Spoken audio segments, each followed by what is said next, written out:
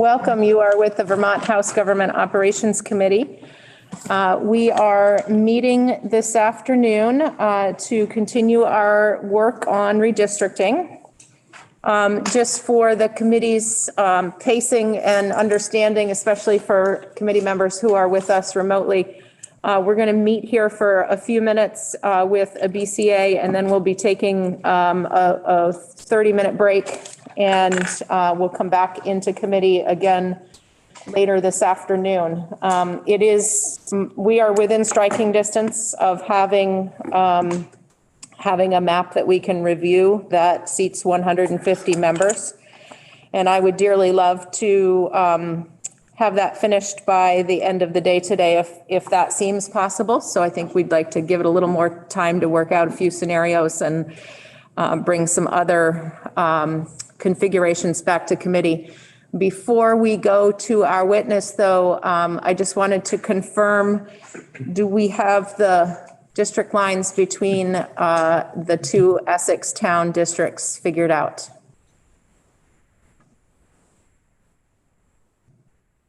Were you asking me? I am asking you, yes, because I think there was some question before about whether there was still some work that needed to be done. Not quite figured out, but I think we're very close. What work needs to be done to finish that? Because I'd like us to be able to review that this afternoon. I'll make a phone call during the break. Excellent. That sounds like a really good plan. I should have asked Laurie. I didn't think of it. Yes. Okay. So welcome to Mr. Smith. I thank you for being with us again this afternoon, and thank you for your flexibility as we had a long floor session this morning that threw our afternoon off a bit. We wanted to invite you back, and we're going to do some screen share of the area that your town is situated in, so that you can sort of understand a bit of the context of what we've been grappling with as we've been struggling to find a way to configure districts in your part of the state. So Nick, if you could commence screen share, that would be helpful.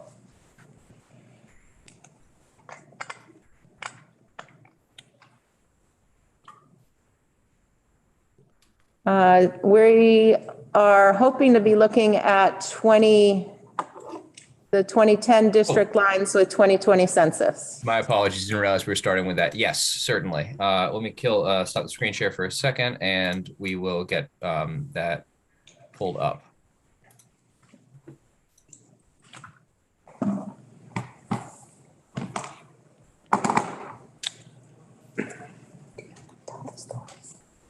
I can.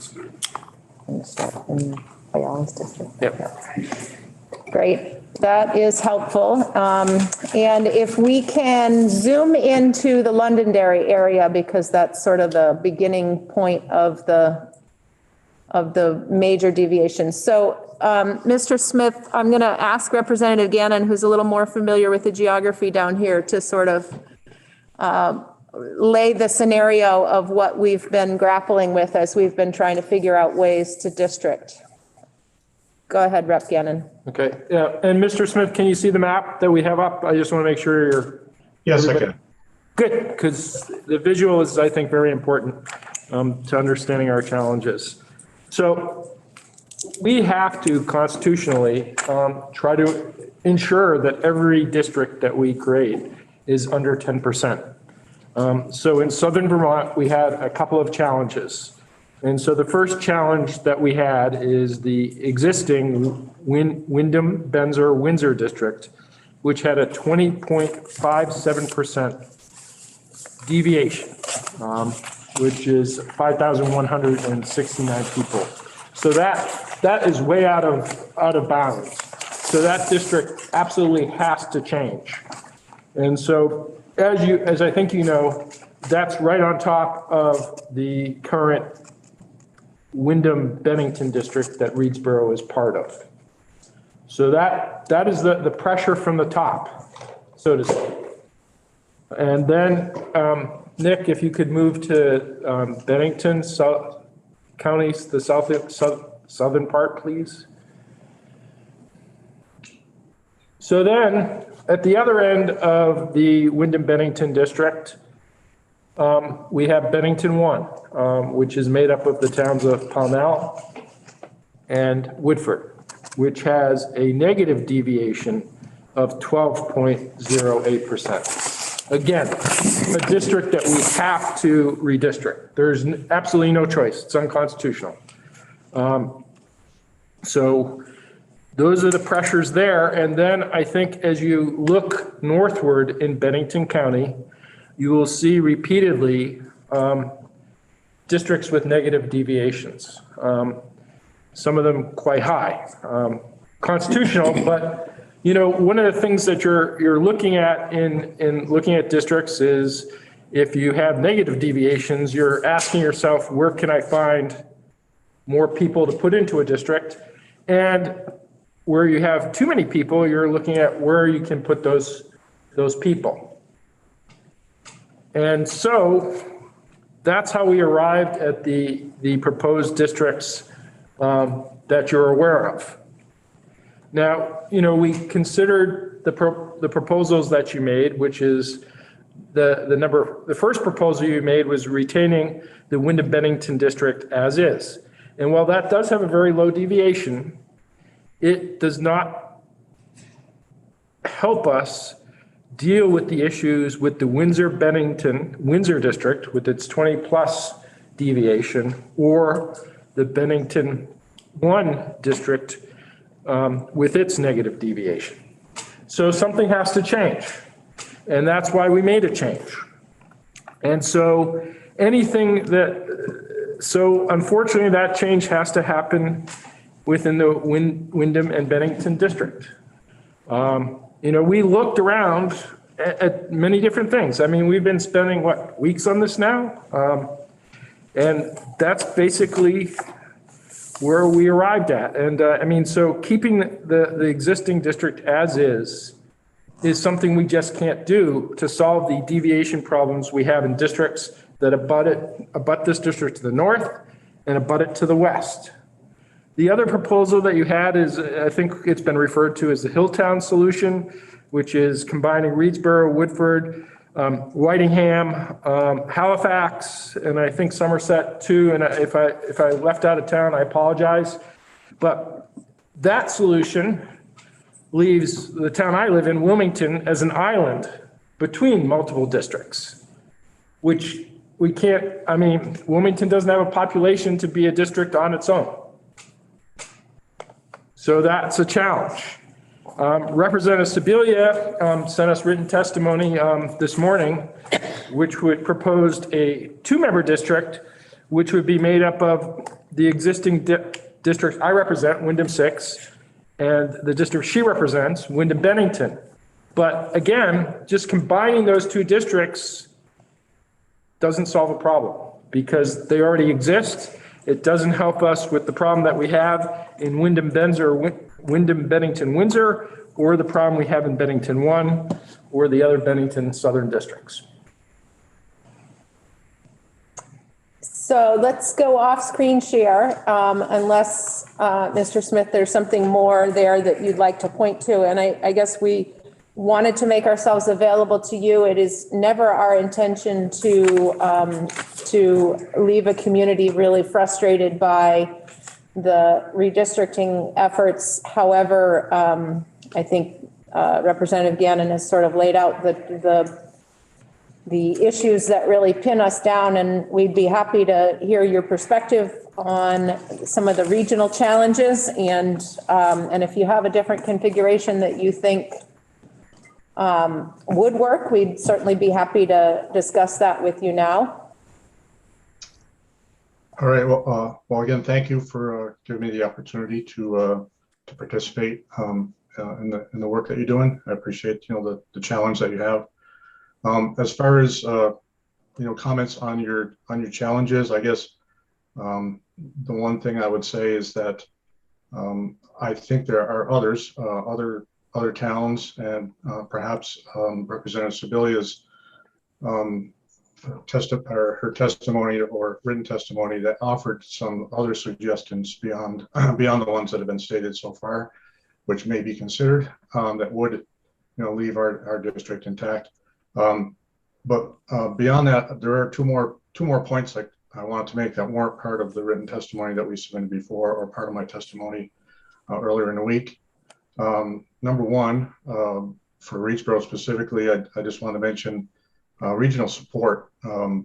We've always, since I can remember, we've always gotten our support from Wyndham Regional Commission for planning and economic development and such, not Bennington. That's just because of our geography, we've been linked in with Wyndham. And the other thing that other point I want to make, today I received a phone call from one of our former school board members, and he related to me. He recalled having a meeting with Senator Sears probably around 20 years ago in a session that was regarding schools and specifically technical schools. And so he gave me some information on some legislation. So I looked it up.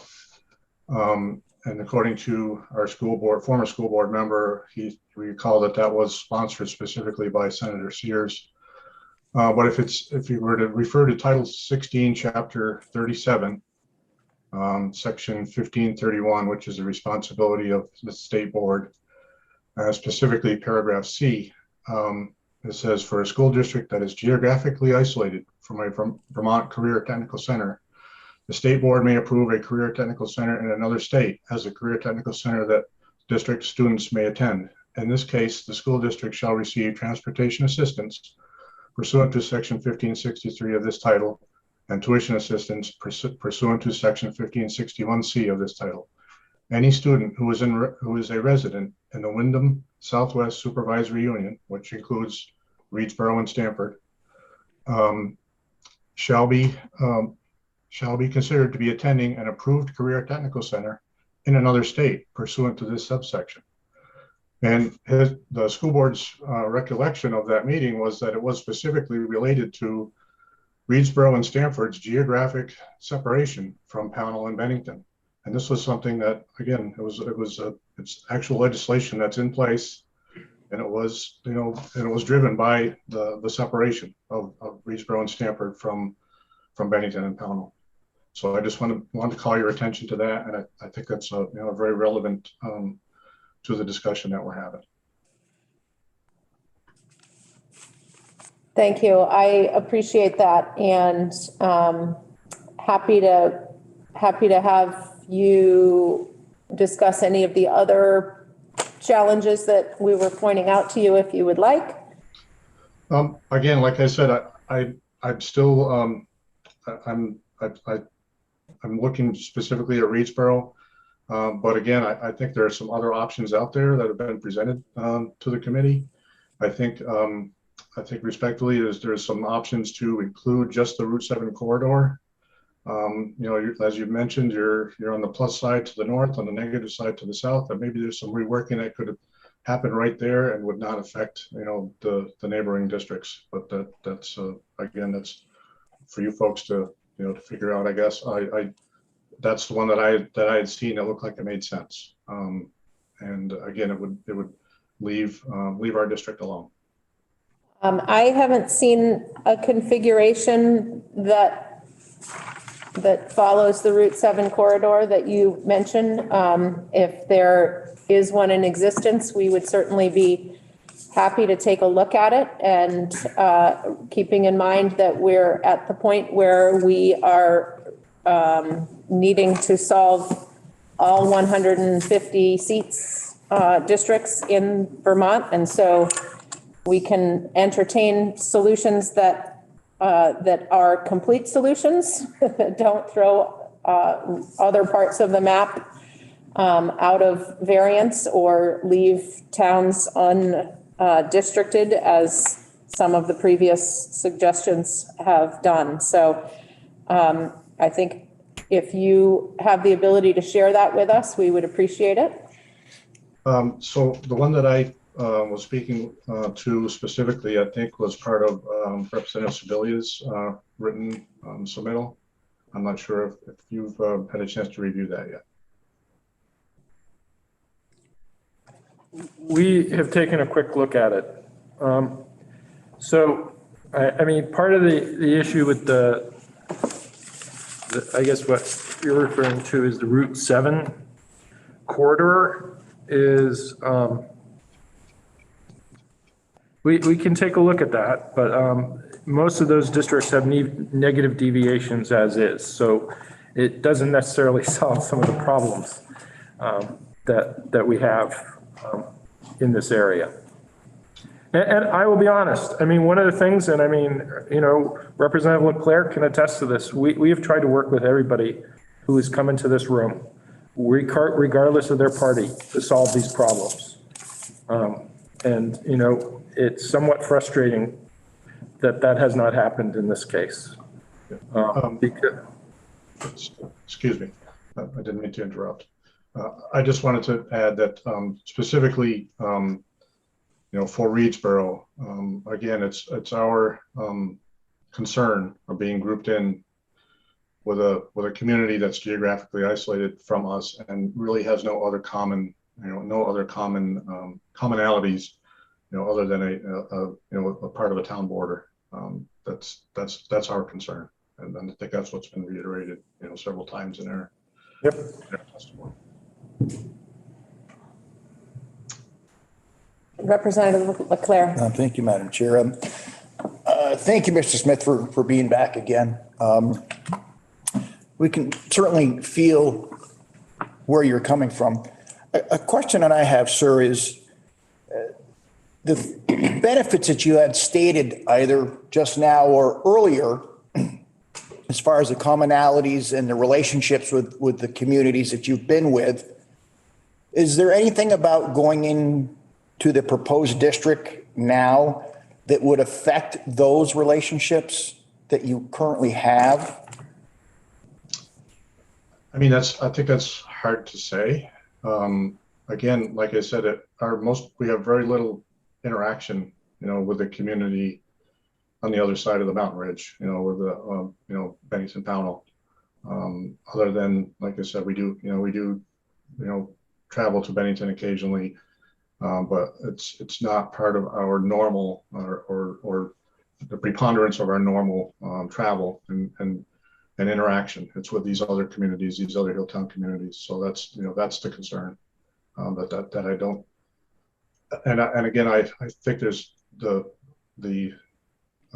potential for our small town being left out if we're grouped in with the large communities of Pownell and Bennington again.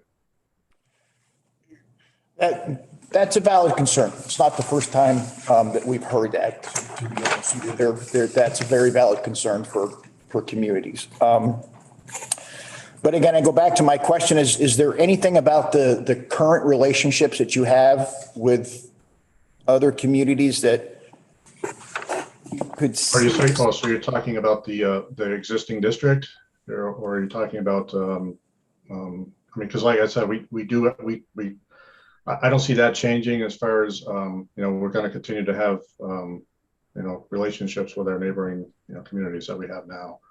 But it's more the concern about our representation and our issues and concerns going forward. Yep.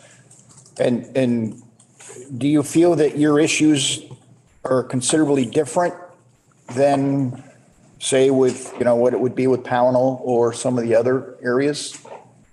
I mean, I think they are. I think our geography is different. I think our issues are different. I do think there's going to be some challenges there.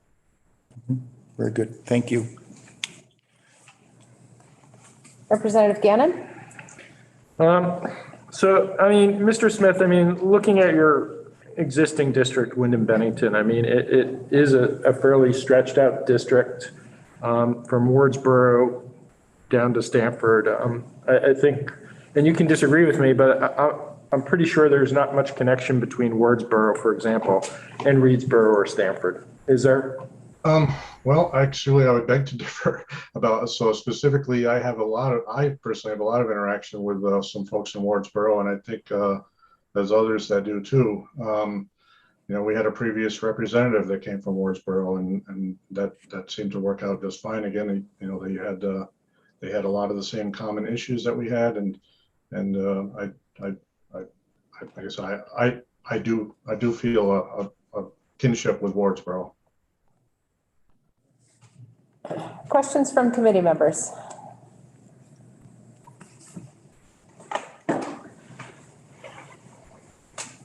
All right.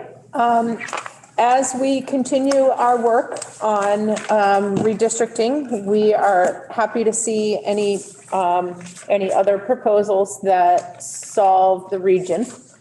And so, this is not saying that we're closing the door to trying to accommodate the concerns that you've brought to us today, Mr. Smith.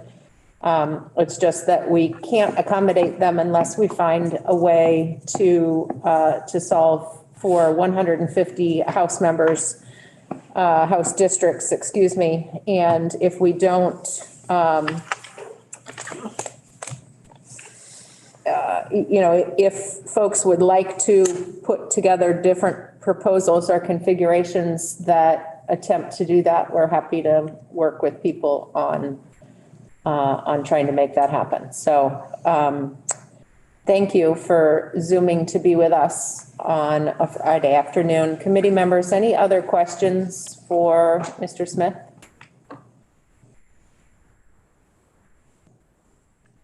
All right. Thank you so much for being with us. All right, and thanks again for allowing me the time. Okay, so committee, it is now 2:00. I would like to take a 30-minute break and we'll be back in committee at 2:30.